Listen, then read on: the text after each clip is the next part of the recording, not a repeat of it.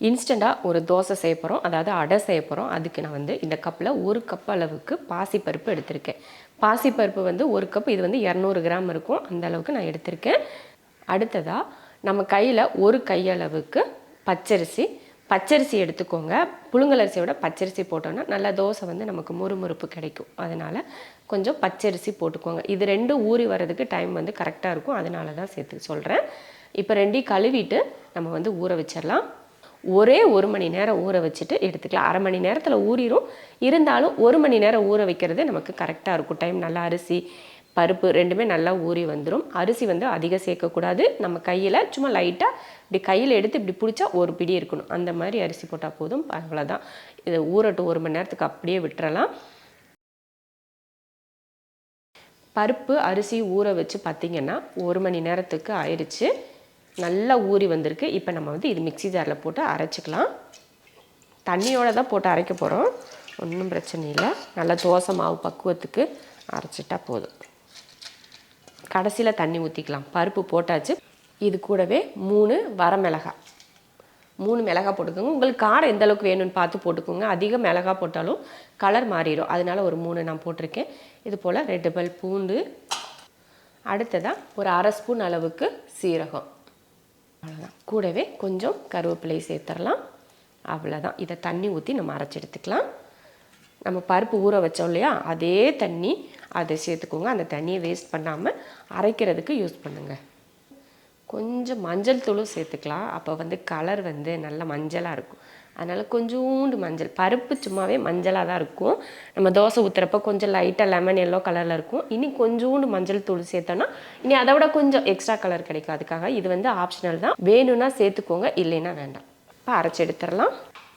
அவ்வளோதான். அரைச்ச மாவு வந்து ஒரு பவுலில் மாற்றிட்டு உப்பெல்லாம் போட்டு கலந்துக்கலாம். தண்ணி எந்த அளவுக்கு வேணும்னு பார்த்து சேர்த்துக்கோங்க. ஒரு பவுலில் மாவு ஊற்றிட்டு கொஞ்சம் உப்பு சேர்த்துக்கலாம். தேவையான அளவுக்கு உப்பு சேர்த்துட்டு இது கூட கொஞ்சம் மல்லித்தலையும் சேர்த்துக்கலாம். நல்ல கமகமகமன்னு மணக்கும், அதுக்காக கொஞ்சம் மல்லித்தலை. ரொம்ப சேர்க்க வேணாம், லைட்டாக சேர்த்துக்கோங்க. அப்புறமா பெருங்காயத்தூள் கொஞ்சம், பருப்பு போடுறதுனால சிலருக்கு வந்து ஆகாது, அதனால பெருங்காயத்தூள் கொஞ்சம் சேர்த்துக்கோங்க. அப்போ கலந்துருவோம். சும்மா லைட்டாக ஒரு 2-3 பேர் இருக்கிற வீட்டுக்கு இந்த மாதிரி தோசை வந்து கரெக்டாக இருக்கும். ஒரு 200 கிராம் பருப்பும் ஒரு கைப்பிடி அரிசியும் போட்டோம்னா அருமையாக ஒரு தோசை செஞ்சலாம். தண்ணியோட பக்குவம் வந்து கரெக்டாக இருக்குது. நம்ம இதில் எக்ஸ்ட்ரா தண்ணியெல்லாம் சேர்க்க தேவையில்லை, அதனால் இந்த பக்குவம் நமக்கு கரெக்டாக இருக்குது. இப்போ மாவை மூடி போட்டு ஒரு பக்கம் தனியாக எடுத்து வச்சுட்டு சட்னி ரெடி பண்ணிக்கலாம். அடுத்ததாக சட்னிக்கு பார்த்திங்கன்னா நான் வந்து கார சட்னி, பருப்பு தோசை அப்படின்னா நம்ம கொஞ்சம் சுருக்குன்னு சட்னி செஞ்சால் நல்லாயிருக்கும். அதனால நான் இன்ஸ்டண்ட்டாக அப்படியே சிம்பிளான ஒரு சட்னி தான், பச்சை சட்னி செஞ்சு தாளிச்சிட போகிறேன். வரமிளகாய் வந்து நம்ம காரத்துக்கு ஏற்ற மாதிரி நான் வந்து ஒரு 5 மிளகாய் போட்டிருக்கேன். 1 பல் பூண்டு கொஞ்சம் பெருசாக கட் பண்ணி வச்சுருக்கேன். 2 வெங்காயம். அடுத்ததாக பாருங்கள், தக்காளி சேர்த்துக்கலாம். நான் வந்து 4 தக்காளி எடுத்துருக்கேன். நீங்கள் தக்காளி வெட்டுறப்போ நல்லா கட் பண்ணிவிட்டு அதுக்கப்புறம் போடுங்க. ஏன்னா அப்படியே பிசைஞ்சு போட்டதுனா கூட நம்ம போடலாம். ஏன்னா தக்காளிக்குள்ளே வெளியில் பார்க்குறதுக்கு தக்காளி அவ்வளோ பளபளன்னு இருக்குது, ஆனால் உள்ளே பார்த்தீங்கன்னா அப்படியே புழு நெளிஞ்சிட்டு வருது.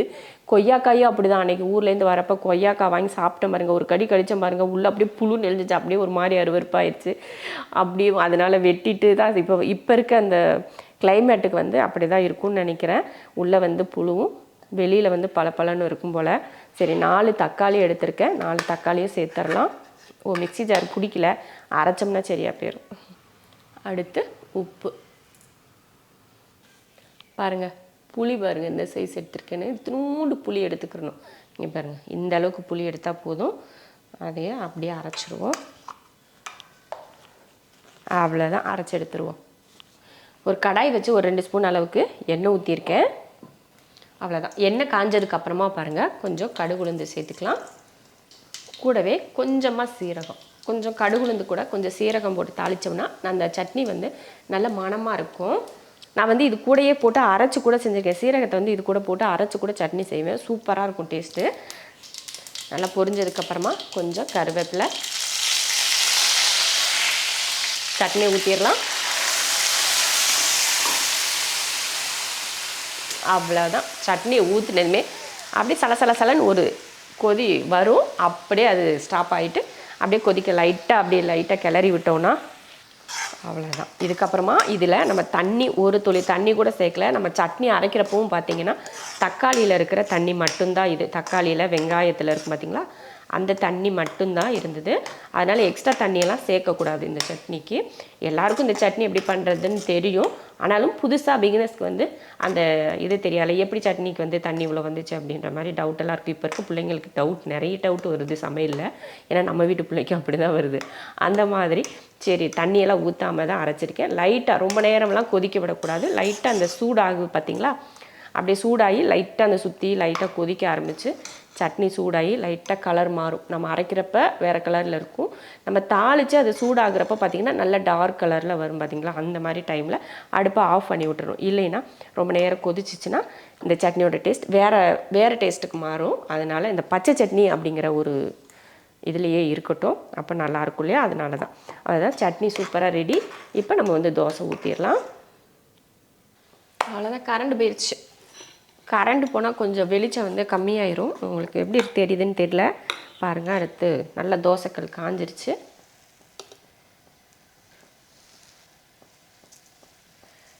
அப்படியே மேலே கொஞ்சம் நம்ம வந்து வீட்டில் தேங்காய் எண்ணெய் தான் ஊற்றுவேன். நீங்கள் நெய் ஊற்றுறதுனால ஊற்றிங்க, நல்லெண்ணெய் கடலெண்ணெய் எது வேணாலும் உங்களுக்கு விருப்பப்பட்டதை ஊற்றி தோசை செய்யுங்க. அவ்வளோதான். நல்ல தோசை கலர் மாதிரி வந்துருச்சு. எடுத்துடலாம். மொறுன்னு எப்படி இருக்குது பாருங்கள். அப்படி கையிலே திருப்பி போட்டாச்சு.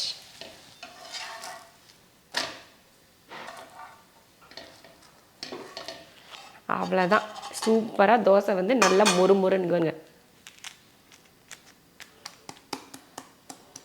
உங்களுக்கு சவுண்டு கூட கேட்கும்னு நினைக்கிறேன், மொறுன்னு இருக்க சவுண்டு. இதே போல் தோசை நீங்களும் ட்ரை பண்ணி பாருங்கள். ரொம்ப அருமையாக இருக்கும். இதே போல் மீதி தோசையை ஊற்றி எடுத்துக்கலாம்.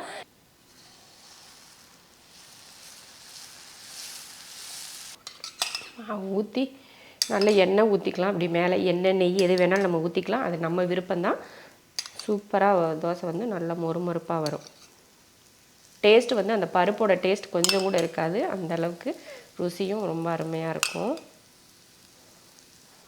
அடுத்தது தோசை பாருங்கள், நல்லா கலர் மாறி வந்துட்டுருக்கு. அதனால் தோசை எடுத்துருவோம்.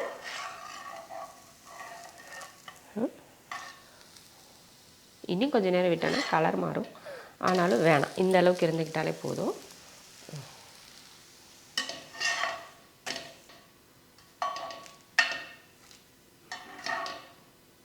சூப்பரான ஒரு சட்னியும் நல்ல அருமையான ஒரு தோசையும் செஞ்சுருக்கோம். இவ்வளோ தான். இந்த வீடியோ உங்களுக்கு பிடிச்சிருந்தால் லைக் பண்ணிவிட்டு ஷேர் பண்ணிவிட்டு நம்ம சேனலை சப்ஸ்கிரைப் பண்ணி வச்சுக்கோங்க. அப்போ தான் டெய்லி நான் போடுற வீடியோட அப்டேட் வந்து உங்களுக்கு கிடைக்கும்.